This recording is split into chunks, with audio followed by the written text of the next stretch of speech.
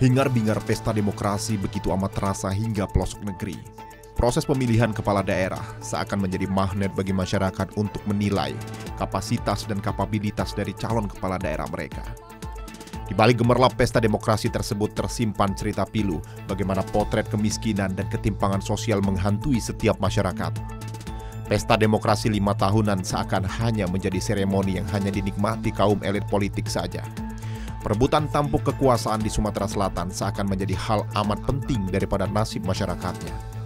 Berbicara tentang Sumatera Selatan, sebenarnya Sumatera Selatan adalah sebuah provinsi yang kaya dengan sumber daya alam dan potensi ekonomi yang dipengaruhi oleh batu bara serta industri pengolahan lainnya.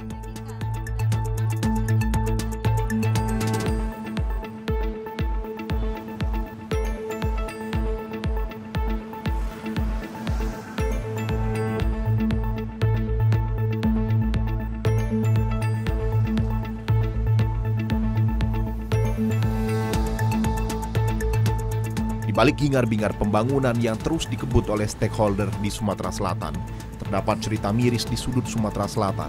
Banyak yang tidak dapat diungkap satu persatu, bagaimana belum meratanya tingkat sebaran pembangunan di wilayah ini.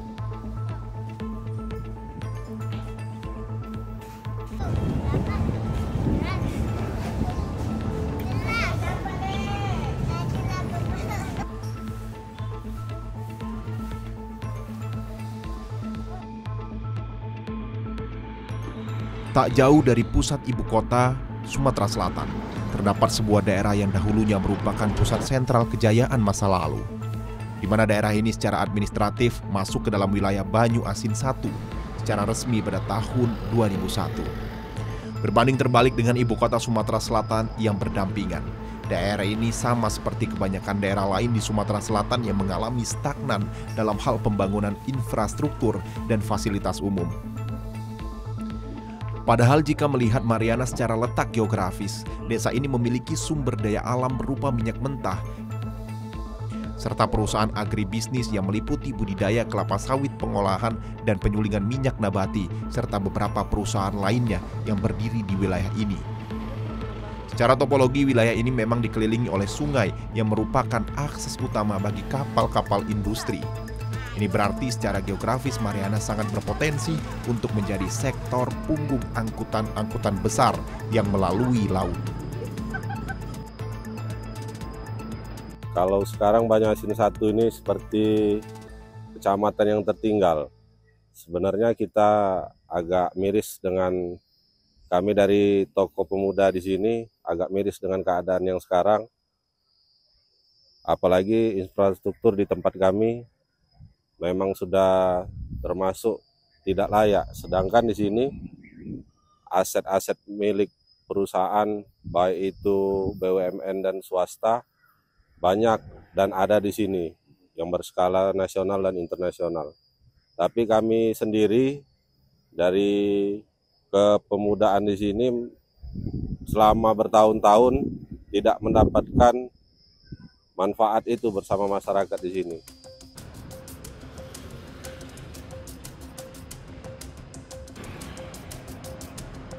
Nyatanya, dikelilingi oleh perusahaan berbasis nasional tak membuat daerah ini maju, bahkan sangat jauh dari kata sejahtera. Sebenarnya jika desa ini dibangun melalui dana corporate social responsibility, sudah dapat menjadi daerah yang maju. Namun kenyataannya, jalan berlubang, potret kemiskinan masih sangat terasa jika kita melewati daerah yang menjadi ring satu perusahaan-perusahaan besar berstandar nasional. Belum lagi berbicara tentang taraf pendidikan yang menjadi syarat bagi perusahaan dalam mempekerjakan masyarakat sekitar yang dianggap masih jauh dari kata layak untuk bekerja di perusahaan-perusahaan tersebut. Ini menambah beragam permasalahan yang mengarat bagi masyarakat Mariana, Banyu Asin I. Sejak tadi lah Banyu Asin lebih maju kayak itu, lebih ini lagi aman, damai. Dan rakyat ini suasana kita di masalah ini jalan kayak itu. Apa jalan yuk? Susah jalan kita nih. Apa pacak tadi benar-benar itu? Nah itulah. Kalau pacak itu dibangun lebih lebar lagi ya itu. Sebuah daerah tua di sudut kota ini menjadi bukti jika pembangunan dan kesejahteraan jauh dari kata setara. Fasilitas umum yang terkesan stagnan, taraf ekonomi pun demikian. Masyarakat Mariana hanya seakan menjadi penonton dalam kontestasi politik di Sumatera Selatan.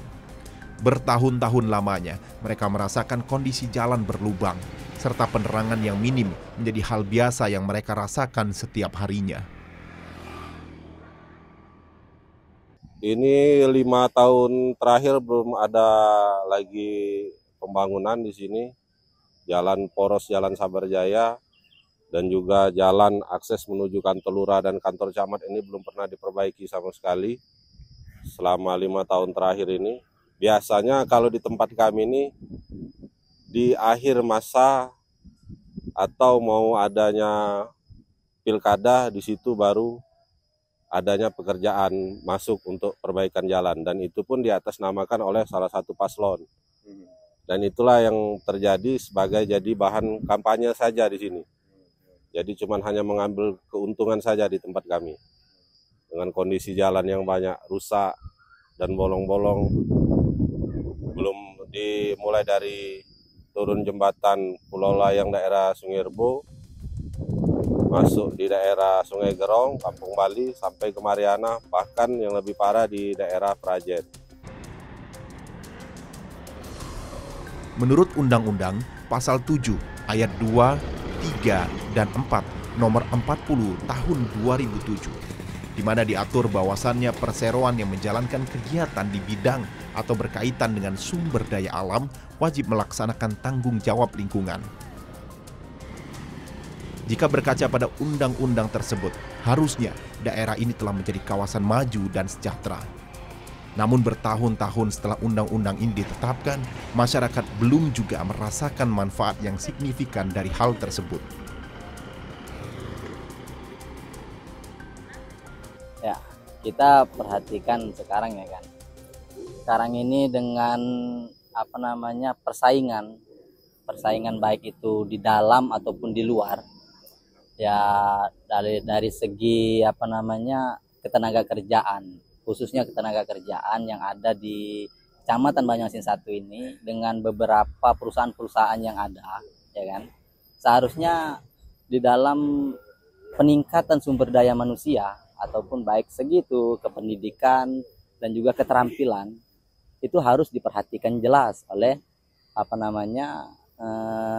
pemerintah baik itu di daerah ataupun di luar daerah atau provinsi, bahkan sampai ke atas, ya kan. Seharusnya misalkan dari dinas ataupun dari kementerian itu menggunakan menggunakan standar untuk pekerja. Seharusnya mereka awalnya memperhatikan pendidikan terlebih dahulu. Sejahterakan, bisakah masyarakat ini menempuh pendidikan? Dengan apa? Tarikannya ya perekonomian. Perekonomian dalam artian apa? Bisakah mereka itu menempuh sampai ke jenjang standar yang sudah disiapkan oleh perusahaan itu sendiri? Jadi harusnya pemerintah selesaikan dulu permasalahan dari pendidikan masyarakat ini, baru bisa menggunakan standar yang ingin mereka buat. Jadi jangan sampai standar itu sudah muncul, masyarakat ini masih belum sejahtera dengan pendidikannya, belum bisa mengakses sampai ke perguruan tinggi, bahkan mereka sudah menggunakan standar yang lebih dari situ.